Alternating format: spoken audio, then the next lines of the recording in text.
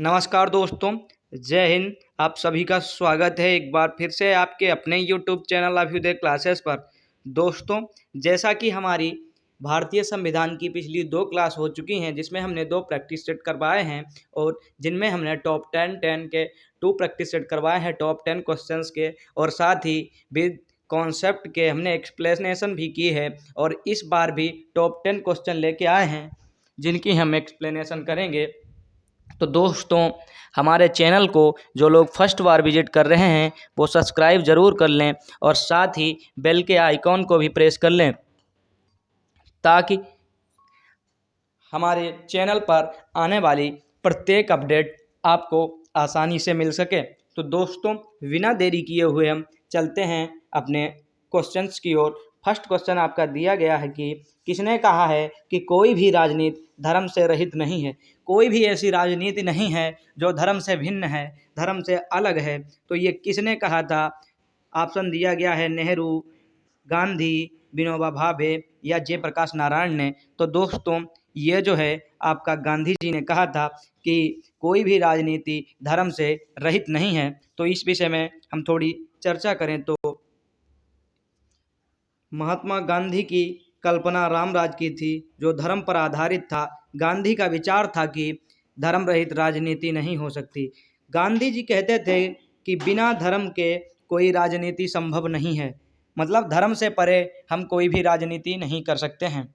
अब हम बात करें अगले क्वेश्चन की, तो अगला क्वेश्चन हमारा दिया गया है कि यूएन जनरल असेंबली की अध्यक्षता करने वाली फर्स्ट लेडी कौन थी, मतलब प्रथम महिला कौन थी जिसने यूएन जनरल असेंबली की अध्यक्षता की थी। क्या या राजकुमारी अमृता कौर जी थी, या फिर विजय लक्ष्मी पंडित जी, कमला नेहरू या इंदिरा गांधी? तो इसमें जो आपका करेक्ट आंसर हो जाएगा वो हो जाएगा ऑप्शन नंबर बी, विजय लक्ष्मी पंडित। विजय लक्ष्मी पंडित यूएन जनरल असेंबली की अध्यक्षता करने वाली फर्स्ट लेडी थी। अब बात कर लेते हैं इस विषय में और थोड़ी।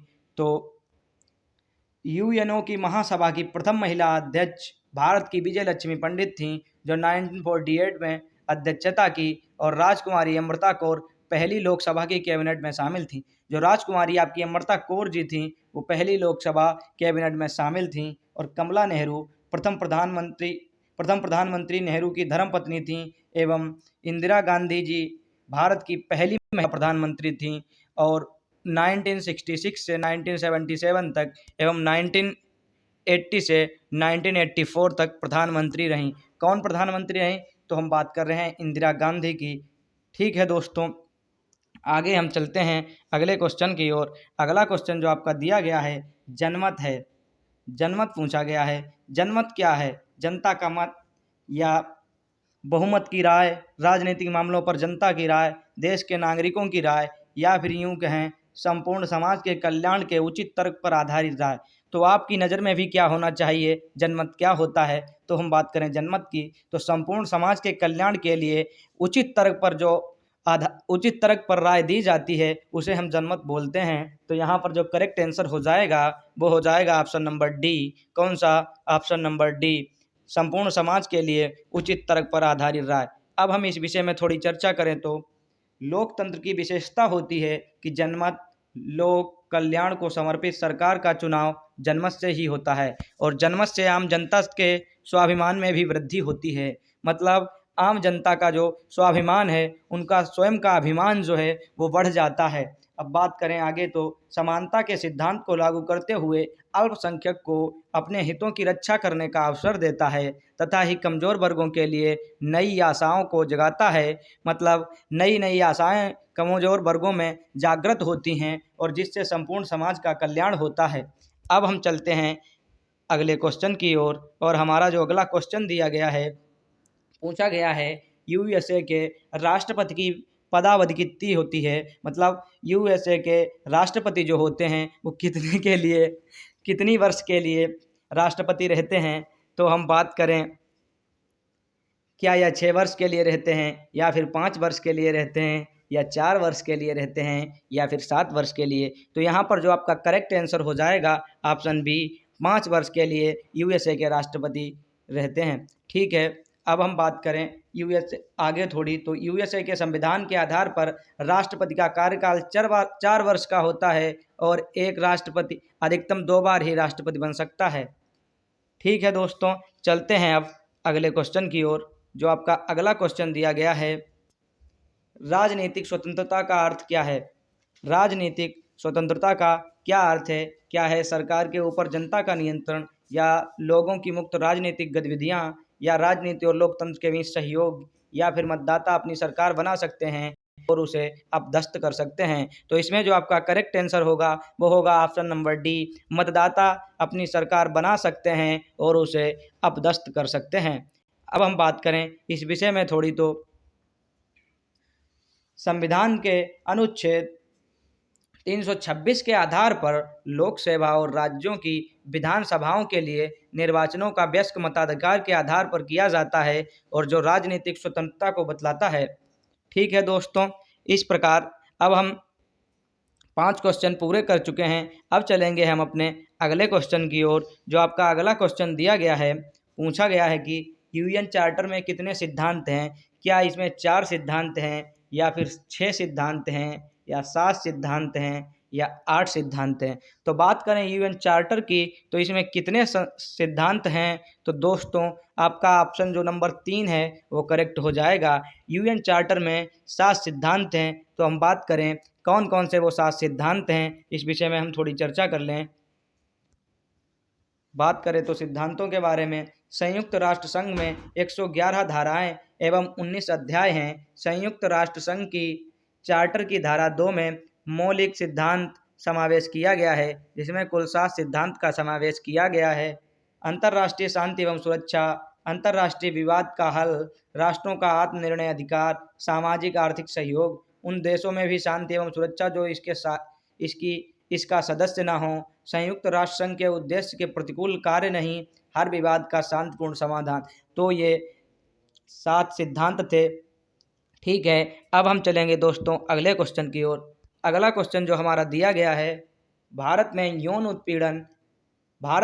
उत्पीड़न विरोधी कानून, रोकथाम, निषेध और शिकायत निवारण अधिनियम 2013 किसकी रक्षा करने के लिए लागू किया गया था? तो बात करें कार्यस्थल पर महिलाएं या ट्रांसजेंडर के लिए यानी कि पुरुष, बच्चों के साथ दुर्व्यवहार के लिए, या लिव इन पार्टनर्स के लिए। तो अब हम बात करें, जो इसका करेक्ट आंसर हो जाएगा वो हो जाएगा ऑप्शन नंबर बी, ट्रांसजेंडर पुरुष। किसके लिए? ट्रांसजेंडर पुरुष। दिल्ली में निर्भया यौन उत्पीड़न के पश्चात यौन उत्पीड़न विरोधी कानून, रोकथाम, निषेध और शिकायत निवारण अधिनियम को लागू किया गया, जहां पुरुष से महिला को सुरक्षा प्रदान किया गया है। साथ ही कार्यस्थल पर महिला की सुरक्षा एवं लिव इन पार्टनर्स के लिए अलग से कानून बना है। ठीक है दोस्तों, अब हम चलते हैं नेक्स्ट क्वेश्चन की ओर। जो आपका अगला क्वेश्चन दिया गया है, स्वतंत्रता को किस प्रकार सीमित किया जा सकता है? मतलब स्वतंत्रता को किस प्रकार सीमित किया जा सकता है? नंबर 1 दिया गया है शासन द्वारा, विधि द्वारा, प्राधिकार द्वारा, या समानता द्वारा। तो हम बात करें स्वतंत्रता को किस प्रकार सीमित किया जा सकता है, तो आपका ऑप्शन नंबर बी करेक्ट हो जाएगा, विधि द्वारा।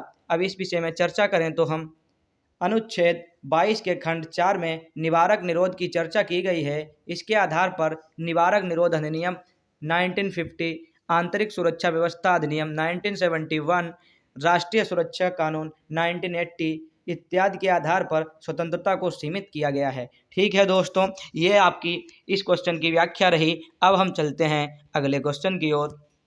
आपका जो अगला क्वेश्चन दिया गया है, पूछा गया है, निम्नलिखित में से कौन सा यस उग्म यानी जोड़ा है का मिलान गलत ढंग से किया गया है? कौन से जोड़े का मिलान जो है वो गलत ढंग से किया गया है? ऑप्शन ए प्लेटो गणतंत्र, ये तो सही है। अरस्तु राजनीति, और पंडित जवाहरलाल नेहरू हिंद स्वराज, और कार्ल मार्क्स दास कैपिटल। तो इसमें जो आपका करेक्ट आंसर हो जाएगा वो हो जाएगा option number C, Pandit Jawaharlal Nehru Hind Swaraj. अब हम बात करें इस विषय में और इसकी व्याख्या देखें तो प्लूटो यूनान का दार्शनिक था, अरस्तु भी यूनान का दार्शनिक था जो प्लूटो का शिष्य था। अरस्तु को राजनीति शास्त्र एवं जंतु विज्ञान का जनक कहा जाता है। कार्ल मार्क्स जर्मन का था जिसे मार्क्सवाद का संस्थापक माना जाता है। हिंद स्वराज नामक पुस्तक महात्मा गांधी के द्वारा 1908 में लिखी गई और पंडित जवाहरलाल नेहरू ने डिस्कवरी ऑफ इंडिया लिखी थी।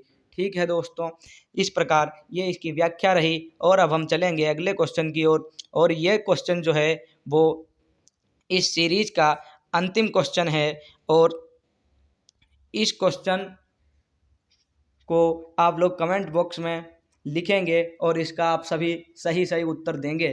तो ये क्वेश्चन आपका है, लोकतांत्रिक केंद्रीकरण किसकी महत्वपूर्ण विशिष्टि है। लोकतांत्रिक केंद्रीकरण जो है वो किसकी महत्वपूर्ण विशिष्टि है।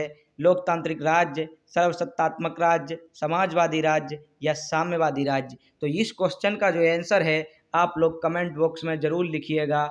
तो दोस्तों, आज की क्लास यहीं पर समाप्त होती है। यदि आप लोगों को हमारी मेहनत पसंद आती है तो हमारे चैनल को सब्सक्राइब करना बिल्कुल ना भूलिएगा और साथ ही अपने फ्रेंड सर्किल में भी शेयर कीजिएगा। तो दोस्तों, आज के लिए सिर्फ इतना ही। मिलते हैं अगले वीडियो में, तब तक के लिए खुश रहिए, मस्त रहिए। जय Hind. Thank you all of you.